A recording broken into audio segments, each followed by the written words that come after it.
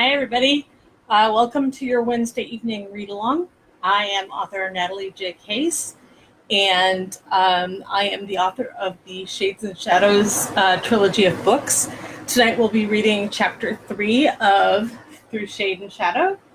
As I've mentioned in the previous ones of these, this particular book goes back and forth between two different points of view. Tonight we'll be back in Mason's point of view. So I will also apologize. My allergies are just bonkers today. So if I start sneezing, whatever, I apologize. I will attempt to not go crazy with it. And then the other thing to apologize for is one of my cats is currently being very needy. And every time I've had a conversation with anybody today on the phone or whatever, she's thought that I was talking to her. And so if she comes and joins us, just say hi, Morgan, and we'll let it go at that.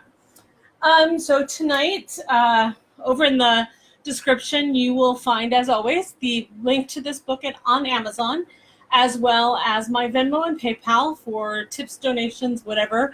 Not required by any means. I'm doing this as a means of entertaining me as well as entertaining you.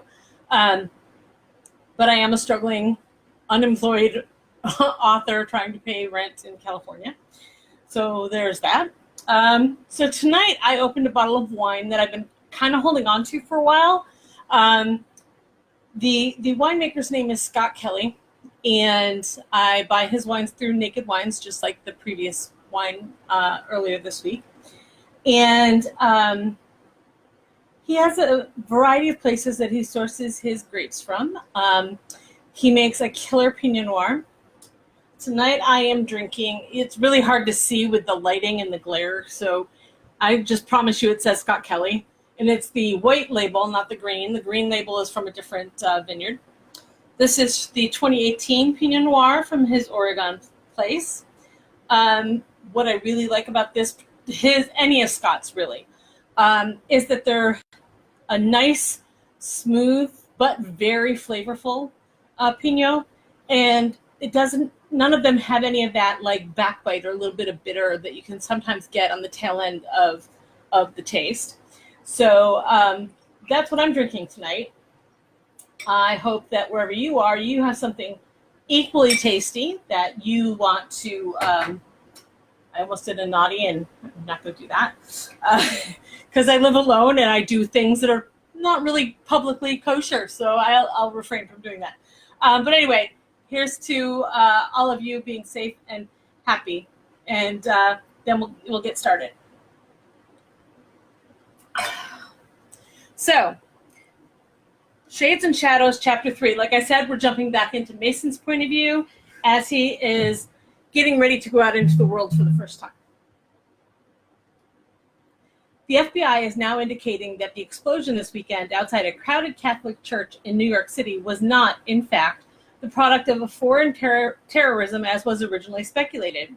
Two suspects are in custody after exhaustive investigation. The bomb was set in the predominantly Hispanic neighborhood by a white supremacist group. 22 people died in that blast and another 30 were wounded. We will have more information following coverage of the press conference due to begin momentarily. Mason turned away from the television and turned his attention back to the books on the coffee table in front of him. He had nearly completed copying his Nana's book of line into his own. It wasn't as complete as he had once believed, with gaps indicating that none of his recent ancestors had gone back to the original in generations. To complete his books, he would need to make a journey across the country to the grave of the first Jera to land on American soil. Secreted in a compartment in a gravestone in what was now Washington, D.C., was a much larger book of line, one that tracked all of the family lines. As the last of his branch of the Jera line, it was his duty to go back and update the book, and take from it any updates left by other shades paying homage to their origin. It was a rite of passage passed down from the days when the journey involved was far more arduous than his would be. He merely had to navigate the hardships of his natural sensitivity to sunlight and figuring out the confusing maze of transportation through cities he knew nothing about. He glanced towards the television and amended the thought. He'd also need to steer clear of the gun-toting, shade and minority-hating right-wing crazies who were popping up everywhere. The number of hate crimes had been rising in the last weeks, spurred on by Darchel's arrest and the xenophobic rhetoric that was being spewed by several of the presidential candidates now that the race to party nominations were getting contentious. No, at this time we do not suspect any shade involvement. The words made Mason look up. There was a man in a suit behind a podium with at least 20 microphones in his face. Behind him stood an array of similar men in suits, and in front of him a sea of reporters, each clamoring to ask the next question. The men responsible are part of a white militia group known as the 8th Battalion. As far as we know, this attack was purely motivated by hate. The suspects have confessed and indicated that there will be more attacks to come. A suspected shade had been beaten to death in Montana the week before. A homosexual black man and his Hispanic partner had been found dead in their car, which was covered with spray-painted swastikas and racial slurs.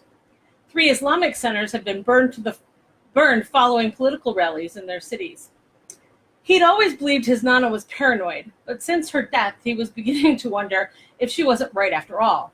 The world outside his quiet mountain home was a terrifying place. Mason closed his Nana's book and got to his feet to return it to the hiding place where he'd found it. When he returned from his trip, he would update it and then bury it where it belonged. He returned to the living room as a clip was playing of Norman Douglas's rally in New York the week before. I'm not saying that we should kill, but we shouldn't be afraid to take back our country. They take our jobs, they take our lives, they force their beliefs on us. Islamic terrorists, black and Mexican gangs, shades, the gays, they're all here and they're all killing us. We need to stand strong. We need to deport all of the illegals. We need to keep the bad element out. Mason turned the television off. He didn't want to hear anymore. Instead, he went to his room, pulling his old hiking backpack out of the closet. It had been his grandfather's. They had used it when they went hunting or camping up in the mountains overnight. He packed a few changes of clothing, an extra pair of gloves, and went into the bathroom to pick up necessities. He wanted to travel light. He'd keep to the woods until he got down the mountain, and from there he could catch a bus traveling east. He wasn't sure how long it would take him. He stopped at the hall closet for the pup tent and sleeping roll, checking them before securing them with the straps on his pack. In the kitchen, he pulled out the old cast iron skillet and packed up the last of the canned goods and cleaned out the fridge to make a couple of sandwiches.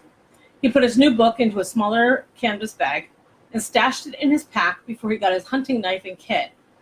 The knife fit into his boot. The kit fit into the pack. Mason slipped on his jacket and settled his hat on his head. It was early evening as he stepped out onto the porch, pulling the door shut and locking it behind him. He adjusted the pack on his shoulders and took up the hand-carved hiking stick that he and his grandfather had made. He paused at the tree line, looking back at the little house that had been his home for years. He had never dreamed he would leave it, not like this. Mason set out into the gathering dark of the night, moving through the familiar woods at a steady pace. He had hiked through these trees all his life.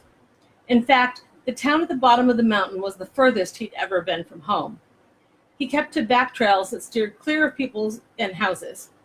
He stopped close to midnight in a dense thicket where he couldn't see the sky to eat a sandwich. Out this far, the world was quiet. He could almost pretend he was alone.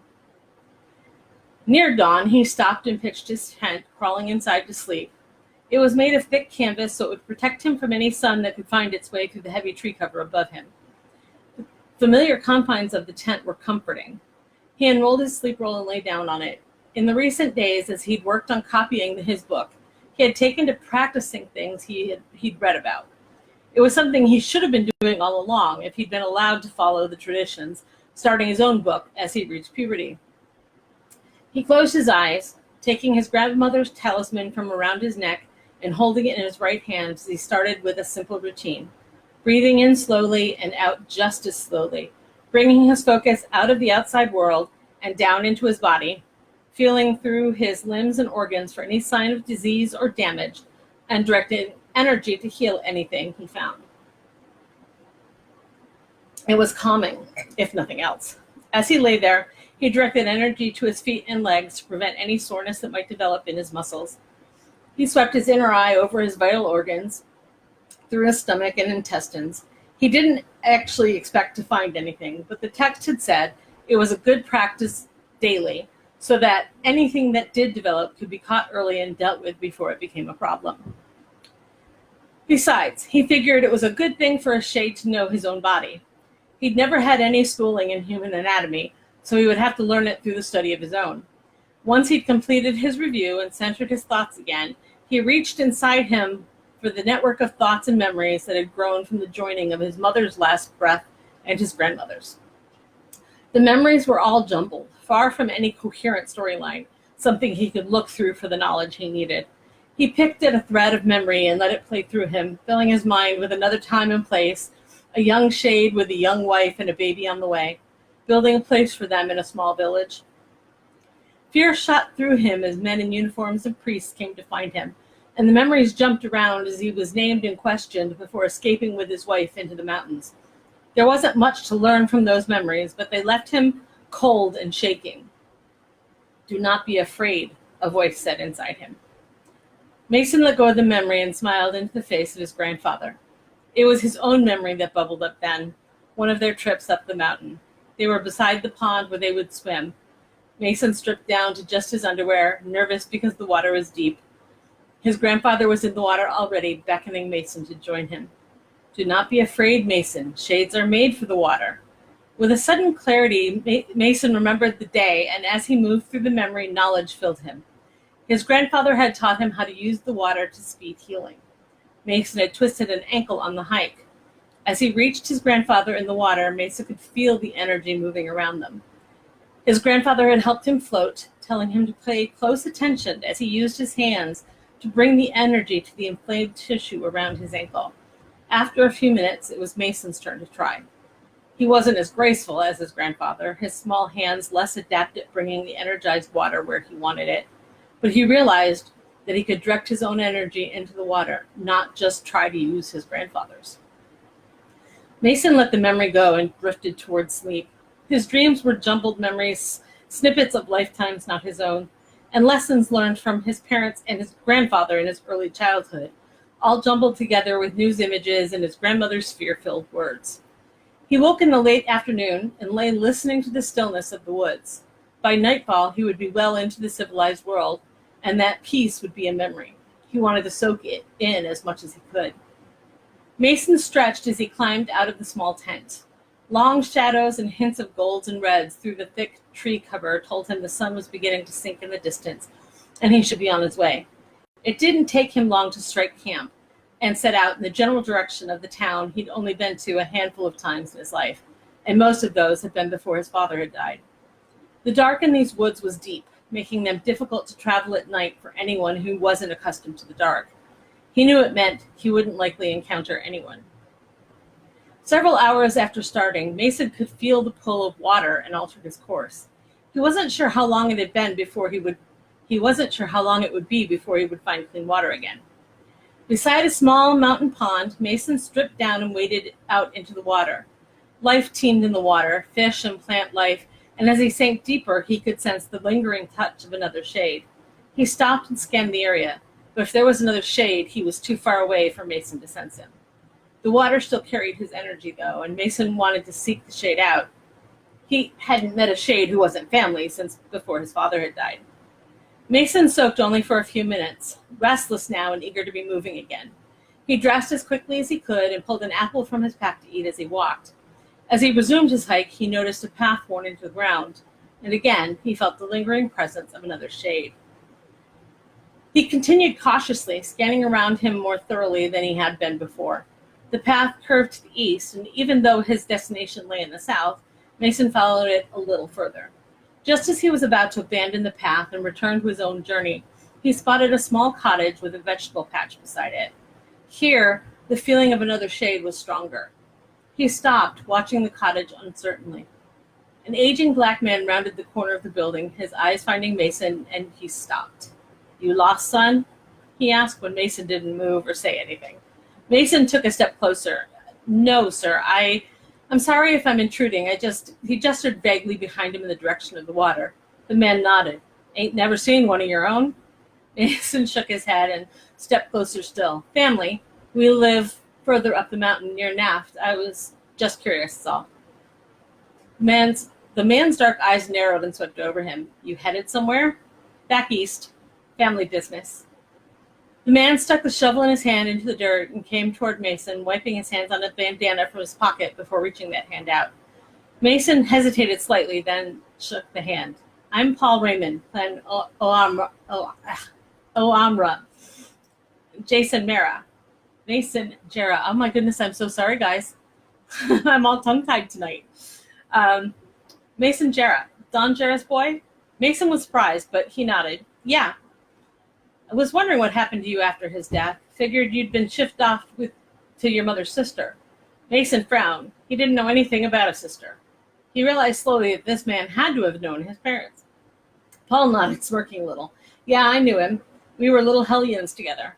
Stood with him when he married your ma. I moved away a year or so later, so I wasn't around when he looked away, nodding. I'm sorry. Thank you. It was a long time ago. He felt awkward standing there and gestured back toward the trail. I was just going to have something to eat. Do an old man a favor and share a meal with me? He wiped the bandana over the black skin on his face. I don't know. Paul nodded. I understand. No offense, Mason said, blushing a little as he realized it probably was offensive. My Nana warned me. Paul seemed to suddenly get what Mason's discomfort was. Your Nana. She was a powerful shade, but she was afraid of her own shadow. Not that I blame her. She didn't have it easy. I wouldn't know, Mason said, shifting on his feet. She never told me much about anything. Just that I needed to be careful of, he rolled his eyes, pretty much everyone. Paul nodded. Yeah, she was like that even back when we were kids, your dad and I. She didn't trust other shades because she was afraid they'd be like the one that killed her brother. She didn't trust humans because of what happened to their grandfather during the war. And Mason shook his head. He didn't know anything about the events Paul was talking about. He wondered for a moment if he could find the details in the memories that lived inside him now. As if he could sense Mason's thoughts, Paul asked, Did she give you her last breath? Mason nodded. Yeah, I just wish she'd trained me how to. He waved a hand at his head. It's a jumbled mess. And my mother's is in there too. Dad locked it all away because I was too young, but it's all open now and it all bleeds together. He stopped, closing his eyes and chastising himself for saying too much. Here he was, telling some perfect stranger things he had no business sharing. I'm sorry. I'm sure I'll figure it all out. Paul touched his shoulder softly. It's okay, son. I imagine it's a right mess. He pressed his lips together and seemed to consider something before he took another breath. I could help, if you'd let me. Mason narrowed his eyes. How? He offered a smile. Well, I could train you to handle all of those memories that aren't yours. Maybe give you some basics on other skills that she probably should have taught you but didn't. Mason's breath caught in his throat. He had no reason to trust this man, and his heart thundered with fear as he considered it. Something inside him wanted him to run, but he recognized it as her fear, not his. I think I'd like that, Mason said. Paul smiled, a deep smile that smoothed out some of the wrinkles on his face and made his eyes sparkle. Well then, take that load off your back and let's have a meal. We can start after. Are you ready? Paul asked as Mason settled to sit in the grass beside the pond where they had spent some time soaking and building up his energy. Mason swallowed tightly and nodded, as I'm ever going to be. Relax.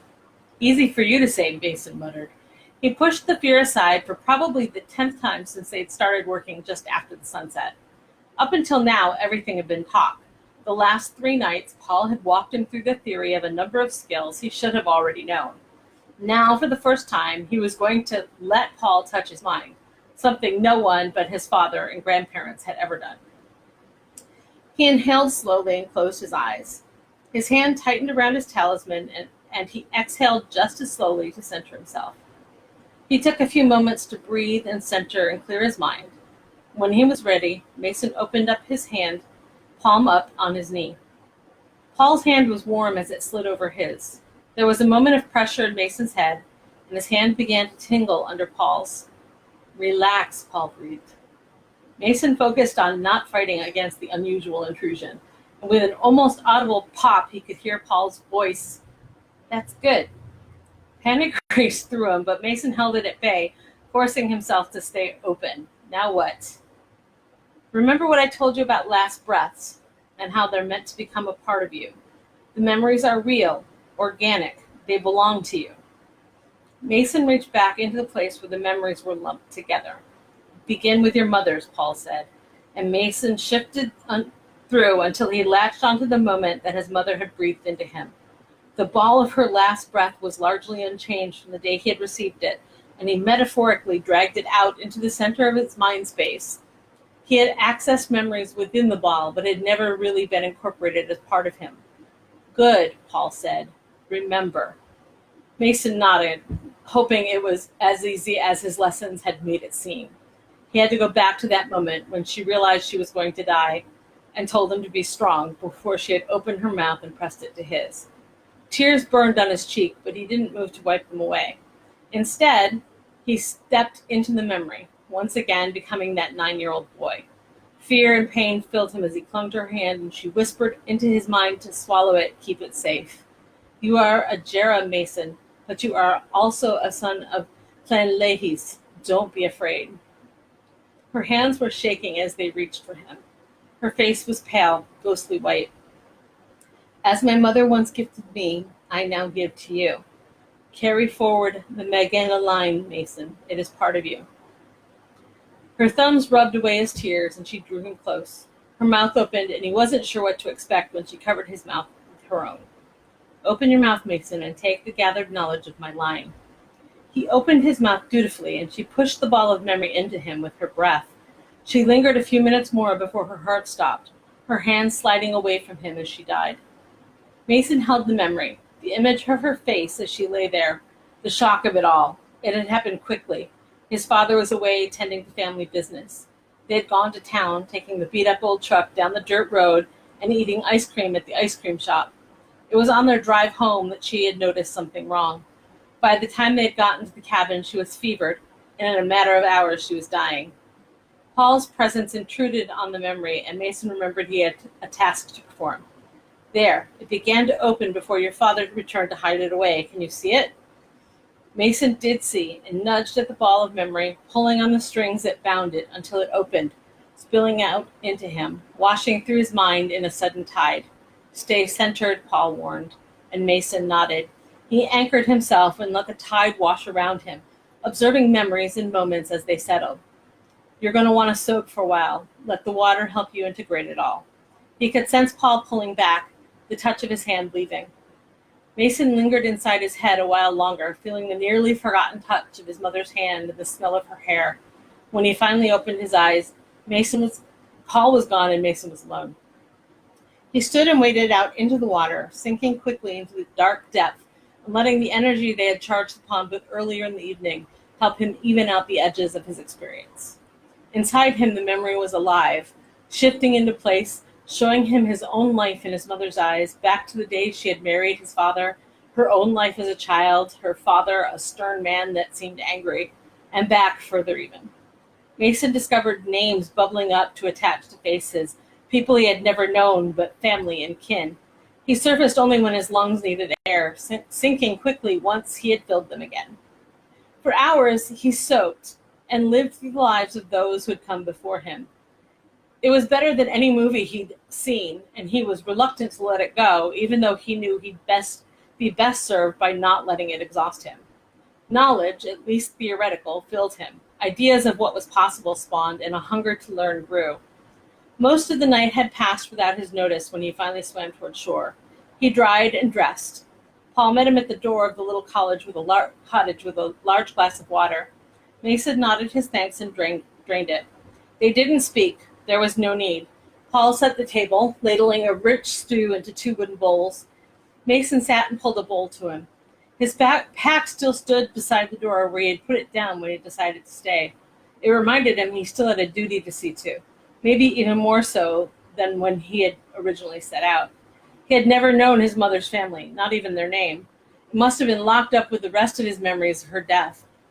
But now he had a name. Her memories told him Sorry, alarm. I lost my spot. Her memories told him it had been complicated, and there was a reason they had never visited with them, nor had they come to visit her. Did you know my mother's people? Mason asked, suddenly, looking at Paul.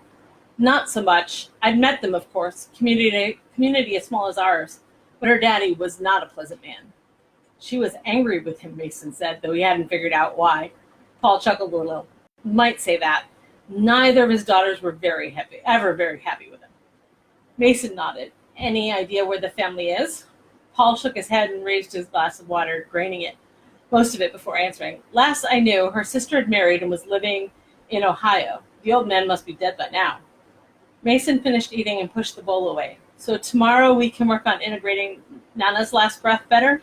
You really should give it a few days, Paul said. I've already been here longer than I've meant to, Mason replied. I want to get to Washington, get the Jarrett Book of Line, then maybe see if I can find my mother's family. He knew Paul was probably right.